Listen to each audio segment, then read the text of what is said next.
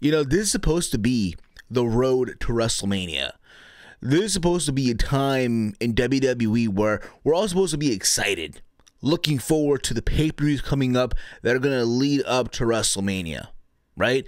But really, to be honest here, tonight's episode of Monday Night Raw felt like your substandard episode of Raw that you usually get throughout the entire calendar year. The people tonight, in my honest opinion, that were in that arena in Des Moines, Iowa, just sat on their asses and did not give a flying fuck. And sometimes I question, why would WWE go to these like hick-ass towns where they don't care? Clearly do not care, especially on the road to WrestleMania, right? But that's just my honest opinion. Take it for what it's worth. Hey, y'all, what up? It's me, it's Steve, back at it one more time with a new video. Thank you all for tuning in back into the channel. If you're new here on this channel, hit that subscribe button down below. Give this video a big old thumbs up. Also, while you're here, give this video a big old share. Share this throughout your entire social media platforms. Facebook, Twitter, wherever the hell you share videos. Share this video, because why the fuck not? Also, you can follow me on Twitter at HeelSteven, where I tweet throughout most of these shows, Raw, SmackDown Live, NXT, pay-per-views, but above all else, with each and every single one of you awesome mother flowers. As the title below says, this will be my WWE Monday Night Raw review recap for February the 5th, 2018. We're literally 20 days away from the Elimination Chamber. And I'll be honest, WWE tonight did not do a job to get me excited, to get me amped up for Elimination Chamber, nor did they get me excited as we're technically on the road to WrestleMania. Being completely honest here. But overall, I thought tonight's episode of Monday Night Raw was just a meh show. Just meh. It wasn't bad or it wasn't good. It was just there. I feel like they said tonight, fuck it. There you go. We got qualifying matches for the men's Elimination Chamber match. We also found out who are the women that will be entering the first ever women's Elimination Chamber match to challenge Alexa Bliss for the Raw Women's title. We also had the main event between John Cena, Elias, and Braun Strowman, where the winner of that match would enter last in the Elimination Chamber. But above all else, again, like I said, this was just a mess show. But I wonder from you guys down below in the comment, though, your thoughts on this. Did you enjoy it or not? Let me know down below in the comment threads. So the show kicked off with the qualification match for the men's chamber between Bray Wyatt and Roman Reigns. And they both had promos kicking off the show. Usually the usual shtick, Bray just speaking his usual speaking, like whatever. It's like the same stuff you've heard from these two guys back in 2015. Anyone but you, Roman, anyone but you. The match, for what it was, I'll say this, it was a good way to kick off the show. A match, actually, no promo from the Authority or Kurt Angle, an actual match to kick off the show.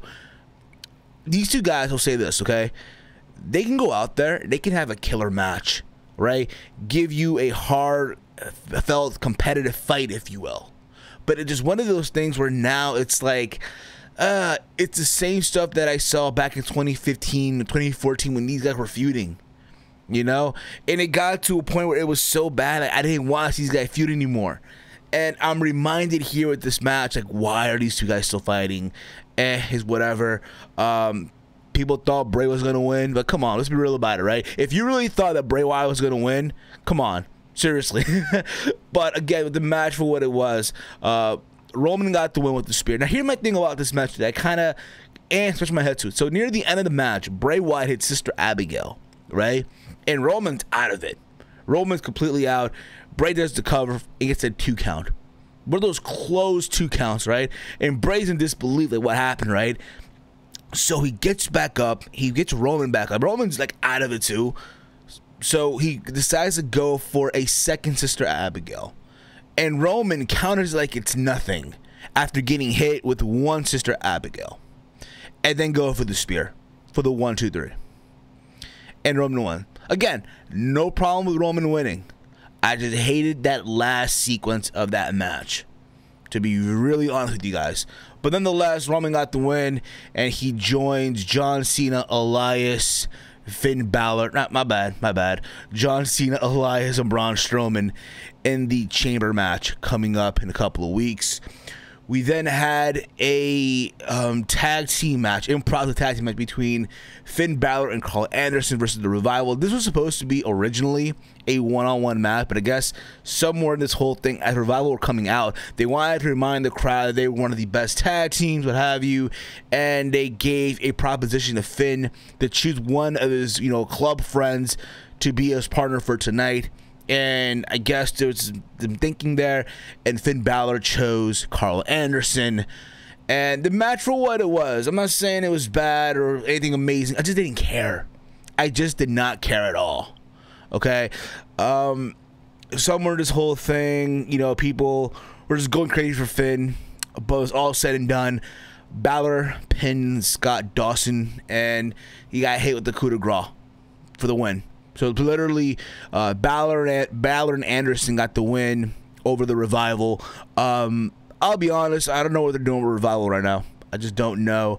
It's just one of those things where it's like, okay, Revival could have promo a couple weeks ago saying, oh, they're not superstars, they're pro wrestlers, they're ass kickers, right? They were the top guy, but it feels like, yo, you're still doing the same old shtick with the club.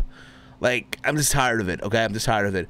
Then we get a cruiserweight tag team match between Cedric Alexander and Mustafa Ali versus Drew Gulak and Tony, which I thought was a fun match for what it was. On commentary, we had 205's general manager, Drake Maverick, and they're talking about the cruiserweight title tournament taking place, people that are going to be in this tournament. There are some surprises, as you all know. Tomorrow on 205 Live, we're going to get Hideo Itami versus Roderick Strong. People, I feel like, are kind of upset, kind of butthurt that Roderick Strong is going to be on 205 Live and what have you. Here's the thing about it, okay? I get it. You're upset that Roderick Strong is going to be, in the cruiserweight division. When you think about it, that's his weight limit. He's a cruiserweight. When you think about it, yes. But let's look at the positives in this shit, okay?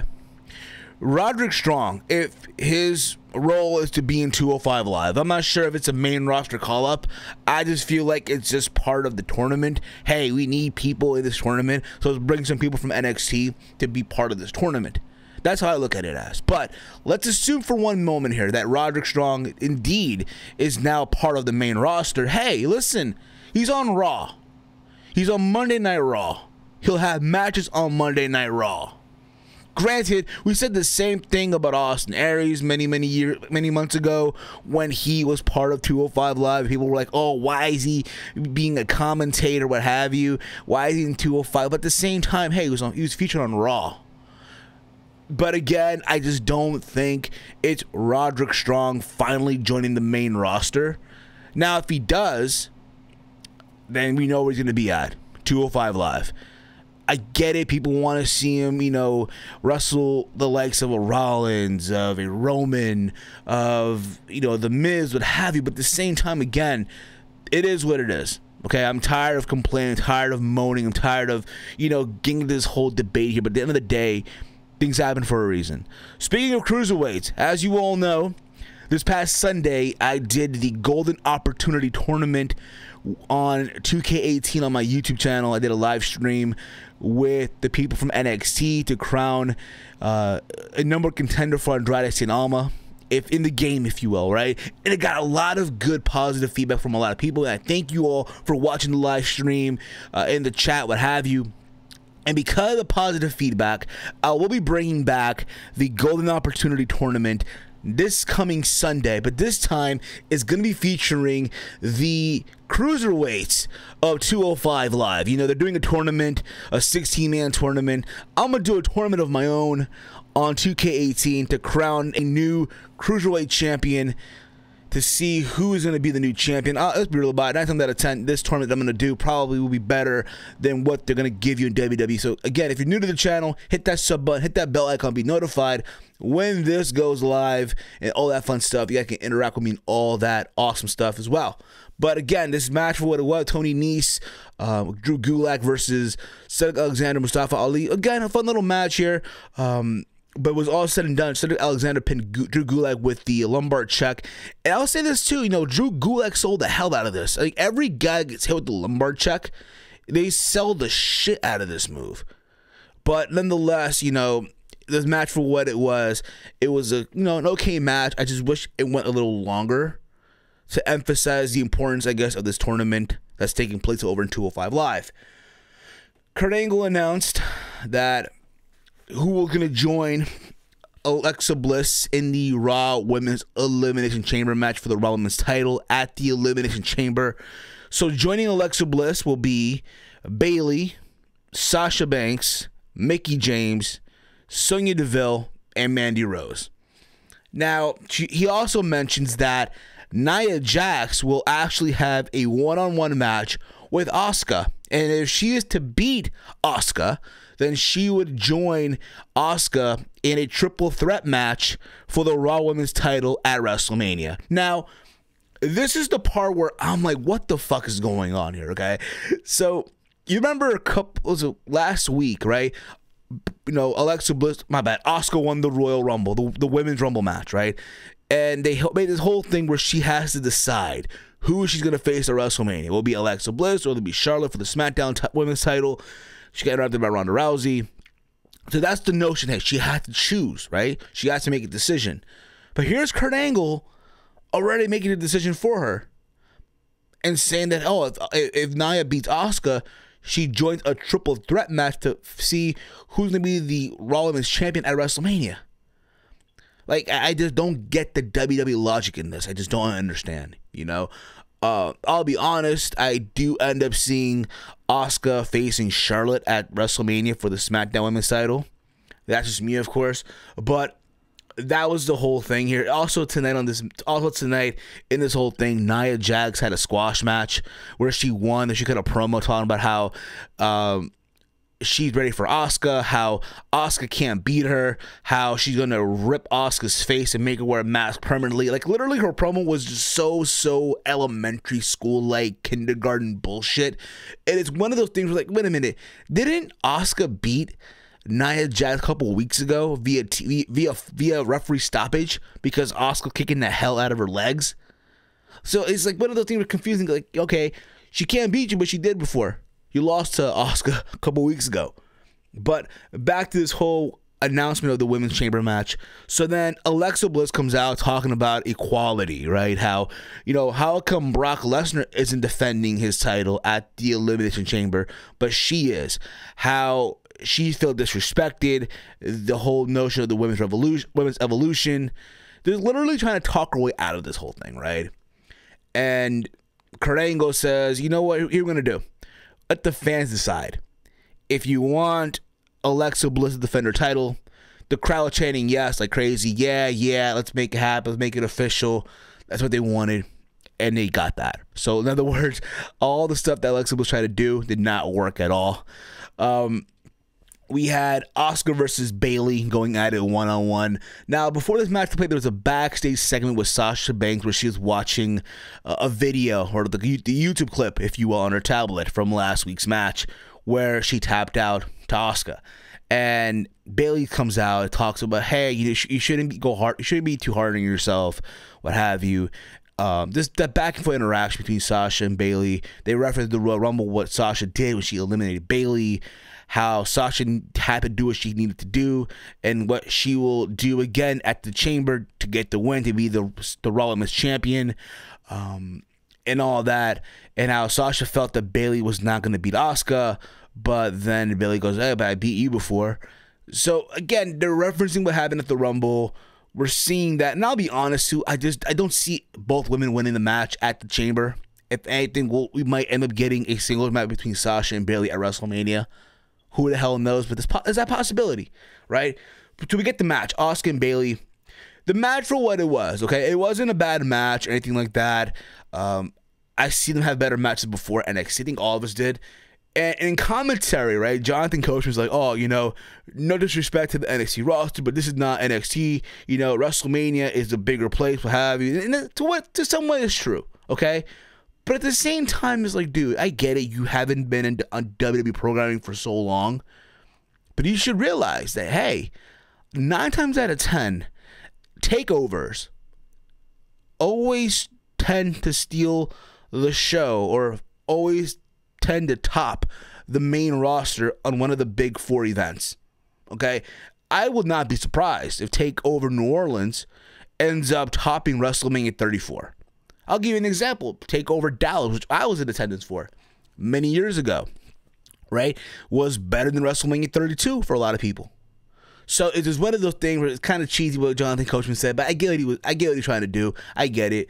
But this match, for what it was an okay match. Like I said before, they had better matches before in the past, in NXT. Eventually, though, Asuka ended up beating Bayley. There's a moment in this match where Asuka had Bayley in the Asuka lock, and Bayley countered it into like a roll-up pin, if you will, some type of roll-up pin, and it almost got like a near fall. And everyone thought, "Oh my God, it was over." But no, it was all said and done. Asuka ended up beating Bayley with the armbar. She tapped out, and that was that. And after that, they both embraced. So that was cool to see. But the match, for what it was, again, it was a cool match, but it could have been way better, if you ask me. We had a promo from The Miz, because we had The Miz versus Apollo Crews. Before the match, Miz cut a promo talking about how he will earn the spot in the Chamber match, and how he'll go on to WrestleMania to beat Brock Lesnar. He referenced how the Philadelphia Eagles, right, before the Super Bowl match, the Super Bowl game from last night, how they watched one of Miz's matches, and that inspired the Eagles to win the Super Bowl, which I thought was funny and cheesy, but you kind of get where they're going with that too. We had Apollo Crews and The Miz. I thought this match, I'll be honest, okay, I took a nap during this match, but I was able to hear what was going on in commentary, right?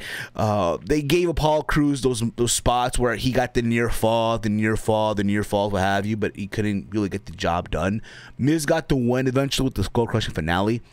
So literally, The Miz pinned Apollo Crews on Black History Month. Now keep this in mind. Before this match took place, they played a whole promo video of Black History Month. How they were in this, the superstars of WWE were in this museum, this monumental place, where they showed how back in the day, things were all segregated, what have you. And now here we go. We had a match, and you think about this too. The Miz, the Intercontinental Champion, he's not defending the IC title at the pay-per-view coming up. We're putting him in the Chamber match. Well, he probably will not win, but still, I feel like at this point in the junction, what you could have done, throw that curveball, right? Have Crews get the win, because again, it's Black History Month, but I don't want to come off like that should be the sole reason why he should win. But at the same time, it kind of is in a way, but at the same time, you want to throw that, "Oh my God, I didn't see that one coming. Holy crap," But at the same time, you could have had Apollo Crews probably get eliminated in the Chamber right away. But it's one of those things where it's like, details, just freaking details here, right? But it is what it is. Miz got the win. He joins Roman Reigns, John Cena, Elias, and Braun Strowman. Apparently next week there'll be a fatal 4-way, like a redemption type of thing. I guess all the people that lost get a chance to, get a win again, if you will. And I guess Finn Balor is probably going to win that match too. So we'll see where that goes as well. Backstage, we had some bad news. Apparently, Jason Jordan was not able to compete in the tag team match with Seth Rollins to go up against the Bar for the tag titles. That match was heavy advertised. As you all know, the reports going around that Jason Jordan has like a back problem, a neck injury. He might end up missing WrestleMania, which kind of sucks, but at the same time, hey, injuries happen. I get it, it sucks, but that's the way the business goes, right? People get hurt, it happens. And apparently from what I'm hearing as well, he might be out for a year. So I get this was a way to write him off television. So Rollins can't believe it. And keep this in mind, the match was literally next, right? Like literally moments after that whole segment. And he had like literally find a partner. And literally, right behind him was Roman Reigns. So they made official Roman Reigns and Seth Rollins versus Bar, Cesaro, and Sheamus for the Raw tag team titles. They literally, Roman wins the Chamber qualification match, and what do you know? You go in to become a tag team champion with Seth Rollins. Double duty, brother. Double duty, motherflower. But the match, for what it was a short match. I'll be real with you guys. I did not see Rollins and Roman win the tag titles here. They had here in this whole thing, just right about when Rollins and Ray were about to win, they had Jason Jordan come out, right? And I get there's a moment in this whole thing where both Cesaro and Sheamus were like leaving, right? And Jason Jordan just blocks their way, and he goes in to attack Sheamus and Cesaro. They call it disqualification. So literally, Jason Jordan, in a backhanded fist compliment way, fucks over Rollins and Roman Reigns. And I guess backstage, right, Rollins is like tearing into Jason Jordan a new one. Because the thing about it is too, right, you can't compete. You're injured, right? Doctors won't clear, but hell, here you go. You come out and you screw over Seth Rollins and Roman Reigns. And in the whole thing as well, you cost him the chances to be the Raw Tag Team Champions. I don't know where this is going to go. People are saying that, hey, again, you know, I don't know. Again, I don't know how serious the injury will be. I don't know how serious the injury. I get it. He's out for a year. But what I'm saying is, are going to have him, you know, be in a match at Chamber where he gets completely written off TV? I don't even know. I would not be surprised if we see Jason Jordan next week on Raw in his ring gear again. What do you know? Try to compete again. He reminds me of that one guy that you know when the chips are down and there's nothing you can do to come back. He will not give up. One leg and all, he'll keep fighting and shit. Which is cool, but bruh, just let it go. If you're hurt, you're hurt. You know what I mean? But we'll see how that goes. We had Mickie James versus Sonya Deville. A match that was short, but it was these brutal punches, what have you. There's a moment, I think, where Mickie James ended up breaking the nose of Sonya Deville. That's what Michael Cole was referencing on commentary throughout the entire match as well. But just again, just stiff shots here. But it was all said and done, Mickie James ends up rolling up Sonya Deville for the win, and then Mandy Rose comes out. It is a 2-on-1 attack on Mickie James. Alexa Bliss comes out, drags Mickie James out of the ring for the save. And people are wondering, who is there some sort of, you know, cahoots here between Mickie James and Alexa Bliss, like there were, you know, I think last year on SmackDown Live. Remember that? So there's that thing there, and Mickey's looking like, what the hell? At the same time, as this was happening, Mickie James screaming, I'm just getting started. I'm just getting started, baby. As she's getting rescued by Alexa Bliss. Picture that drunk friend, right? That's drunk as hell. And you're trying to stop that person from continuing drinking and shit. And you're like, I'm just getting started, yo. Turn up, turn up. That's what it reminded me of in a way. But we'll see where that goes as well. I'm going to say this too. Hold up. So you mean to tell me the Chamber is until the 25th, or 20 days from now. But yet the women, the choices for the women's already been made. Who's going to join this match, but they don't get to compete on who qualified for the match, but yet the men do. That I kind of like, scratch my head to a little bit. You know, Alexa Bliss talking about equality and opportunity should be the same, you know, all that fun stuff. But wait a minute, how come the women Chamber matches, the participants already been decided, but the men have to qualify to be in that match, huh? Ah, you see, best, you see. WWE logic for you. And then we get the main event. We get John Cena, Elias, and Braun Strowman. The winner of this match will be the last entrant in the Chamber match. In other words, you're in a pod, but you're like literally your pod doesn't open till last, if you will, right? And this match, for what it was an okay match. Cena, Elias, and Braun Strowman here. Cena struggled to lift up Braun Strowman, which is funny because I've seen Cena lift up the Great Khali, the Big Show over the years like it was nothing, right? But yeah, he cannot pick up Braun Strowman, right? But this match again, just back and forth, Braun having his way with both Cena and Elias. But it seemed like somewhere this whole thing, Braun was going to win, right? He hit the power slam on John Cena, and he goes to hit the power slam on Elias, and Elias counters and throws Braun through the ropes out of the ring.